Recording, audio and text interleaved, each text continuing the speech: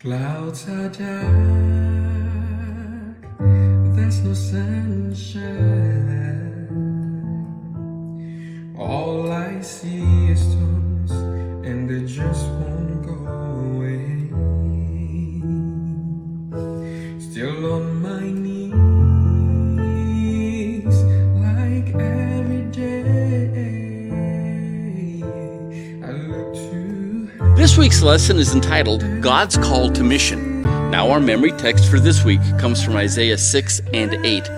Also I heard the voice of the Lord saying, Whom shall I send, and who will go for us? And then I said, Here am I, send me.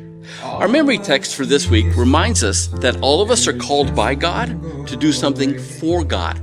Now notice how Isaiah responds when God calls. Here I am, send me.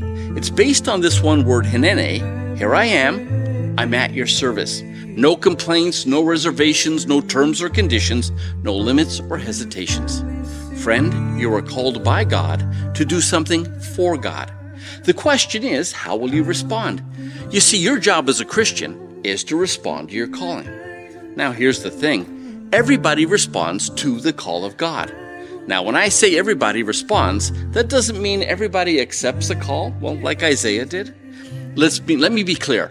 You've been called, and in some way, shape, or form, you've already responded. Some people will embrace the call, while others, unfortunately, ignore or avoid the call. This week, we're going to look at how different people responded to God's call by looking at the ways in which Jonah responded to God when he called him. Which brings us to Sunday's lesson. And here we find one of the most common responses people have when God calls them, and that is, well, to turn and run. And that is exactly what Jonah did. He turned tail and he ran as fast as he could in the opposite direction. You know the story. Jonah heads for the seaport of Joppa and he books a passage on a ship headed for Tarshish, a city that is some 3,200 kilometers away. It was as far away as a person could get from Nineveh. And really, who could blame him? I mean, after all, God just asked Jonah to go and tell one of the most powerful and violent nations on the planet that in 40 days, the city of Nineveh and everybody in it would be destroyed. Now, if you were Jonah, would you want to risk your life to tell a group of people they were going to be destroyed? The people of Nineveh were more likely to kill you than to believe you. And the truth is, more of us would be afraid to go to a city like Nineveh. Here's why this week's lesson is so important. Because you know that Jesus is coming again. And when he does, the world as we know it is going to be destroyed along with everybody on it. That means some 8 billion people could die if we don't get that message out. So why don't we? Well, the lesson suggests that one of the reasons is fear. But is that the only reason? Well, we're going to be talking about that more in the days to come. But before we go, ask yourself, does your church have a mission that it is actively pursuing? Now we come to Monday's lesson, and Jonah is on the run. He's booked a ship to take him to the other side of the world, and you have to ask, why in the world would he do that? Well, the lesson suggests that for so many people, it's because they hold, well, some false views. Views such as, I can do this on my own, or views such as, well, those people are too evil to save. Or I'm not good enough, talented enough, or skilled enough to do what God is calling me to do. The truth of the matter is, the success of God's mission has nothing to do with us. Jonah was given one simple task, go and tell the Ninevites what he knew. That was it.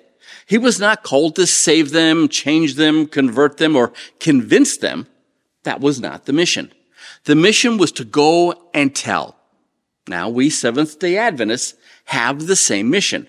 Go and tell people what you know. You see, God doesn't ask you to do things you can't do. You can't save people. You can't change people. You can't even convince people. That's not your job. Your job is simply to tell people what you know and then leave the rest, well, to the Holy Spirit. Now, let me ask, do we Adventists know stuff? Of course we do. For example, we know that Jesus is coming again, and when he does, the world, well, it's going to go out not with a whimper, but with a bang. 2 Peter 3:10 says, But the day of the Lord will come like a thief, in which the heavens will pass away with a roar, and the elements will be destroyed with intense heat, and the earth and its works will be burned up. Make no mistake, Jesus is coming again, and you know this. As a matter of fact, it's the second most important thing that you know. Now, you might be thinking, okay, but what's the most important thing? Because, well, the second coming, well, that's very important. And it is. But the most important thing you know is that Jesus saves. Look at this. Romans 10:9. If you confess with your mouth Jesus is Lord and believe in your heart that God raised him from the dead, you will be saved. Or Romans 10:13. For whoever will call on the name of the Lord will be saved. You know two things. Jesus is coming again, but more importantly, you know that Jesus saves. And all you're asked to do is to tell somebody and let the Holy Spirit do the rest. So let me ask, what are some other things that we as Seventh-day Adventists know, and do we have a moral obligation to share it with the world? It had to be one of the most successful evangelistic series in the history of evangelistic series. Now, you might be thinking of the day of Pentecost when some 3,000 people gave their lives to Jesus after hearing Peter preach the gospel. And I would agree, as an evangelistic series goes, that was successful by any standard. But that's not the evangelistic crusade I'm thinking of, and maybe you've guessed it. It's the evangelistic crusade that took place in Nineveh. Imagine the scene as some 120,000 people repent and they turn back to God. As evangelistic series go, this had to be the most successful crusade in the history of crusades. Imagine how you might feel if your entire city got saved and they gave their lives to Jesus. How amazing would that be? Now, I want you to imagine that instead of being happy that your city and everybody in it got saved, that instead, what you felt was resentment. Because that is exactly what Jonah felt, resentment.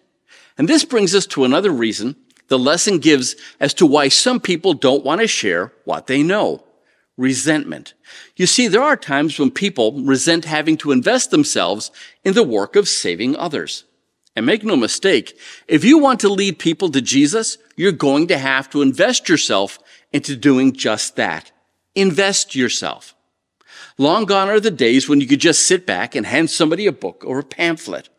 Real evangelism sees us as Christians putting in the time and the effort and the energy to lead people to Christ. The unfortunate part, as Sister White once pointed out, is that too often the work of saving souls fails because people find it, too inconvenient to witness. I can't tell you how often I've heard the excuses as to why people wouldn't get involved in ministry. And most often, it simply boiled down to they would rather do something else. And the truth of the matter is, we do what is most important to us, and what is most important to us is often us. Jonah ran from his mission because he refused to sacrifice himself for people he didn't like. He refused to sacrifice his prejudices and opinions. And he refused to make the salvation of others more important than himself. Think about this. In what ways is your church involved and invested in the well-being of the people who live around your community? And I want to ask the question, why did Jonah run away from his mission? The answer is both simple and disturbing. He did so because he was committed to Nineveh's destruction. Make no mistake, Jonah hated the people of Nineveh, and on some level, you can understand why. Earlier in the week, we pointed out that Nineveh was the most violent and evil city in the world that took great pleasure when it came to inflicting immense pain and suffering on their victims. And for hundreds of years, some of their victims, they were Jonah's people. And as such, Jonah felt no love for the Ninevites. Don't take my word for it. Look at how Jonah responds when the Ninevites get saved. Jonah 4:1-3. This great change of plans greatly upset Jonah, and he became very angry. So he complained to the Lord about it. Didn't I say before I left home that you would do this, Lord? This is why I ran away to Tarshish. Okay, let's pause for a moment. Notice that Jonah is furious that God had changed his plans from destruction to salvation. Now, Jonah's going to tell us why he ran in the first place. Look at what he says next. Didn't I say before I left home that you would do this, Lord? This is why I ran away to Tarshish. I knew that you were a merciful and compassionate God, slow to get angry and filled with unfailing love. You were eager to turn back from destroying people. Just kill me now, Lord. I'd rather be dead than alive if what I predicted will not happen. Did you catch this? Jonah knew all along that God wanted to save the people of Nineveh, and Jonah ran away because he wanted nothing to do with saving those people. Can I ask, how much would you have to hate somebody so much so that you were committed to their destruction rather than their salvation? You see, there are times when our silence is a protest, and there are times when our silence is participation. And right now, Jonah wants to participate in the destruction of people he doesn't like. As a matter of fact, he'd rather die than to see his enemies get saved. Friend, how much would you have to hate somebody in order for us not to tell them what we know? Okay, maybe you don't hate them, but Christian, if we don't tell them, then whether or we like it or not, our silence means we're committed to their destruction. Ask yourself this question. If we don't tell the world what we know, then who will? Everybody responds to the call of God to do something for God. And what you were called to do is to share what you know. That's the call. And the truth is, you've already responded. Let me be clear. When I say everybody responds, that doesn't mean that everybody accepts the calling. For example, some people, well, they're like Jonah, and their response is to run away as far as they can, as fast as they can. They want nothing to do with their calling, and they try to run and hide from God. For some others, they want more proof that God is actually calling them. They're more like Gideon. They feel insecure about their abilities. And as such, they want God to prove to them that He is in fact calling them to serve. Yeah, maybe that's not you. Maybe you're like Peter and your response is, I've got this, and then you try to do everything on your own. Or maybe you're a little like Job's wife. You keep looking back because you're afraid of everything you might lose if you follow God. But there are some people out there, and your response is like that of Isaiah. You take a look at this. Isaiah 6:8. Then I heard the Lord asking, whom should I send as a messenger to this people? Who will go for us? I said, here am I, send me. Now, if you're a note taker, you see those words, here am I, Lord, send me? It means, here I am, Lord, no distractions, no limits, no conditions, no hesitations or reservations. I'm here to serve. These are the people who understand that God is calling them to do something important for God. And as such, He will provide everything they need to answer that call. You see, God doesn't call us because of who we are or what we think we can do. God calls us because what He is able to do in and through us. Ask yourself this week, what is it that God is calling you and your church to do in your community? Make no mistake, you were called by God to do something for God. The question is, how will you respond?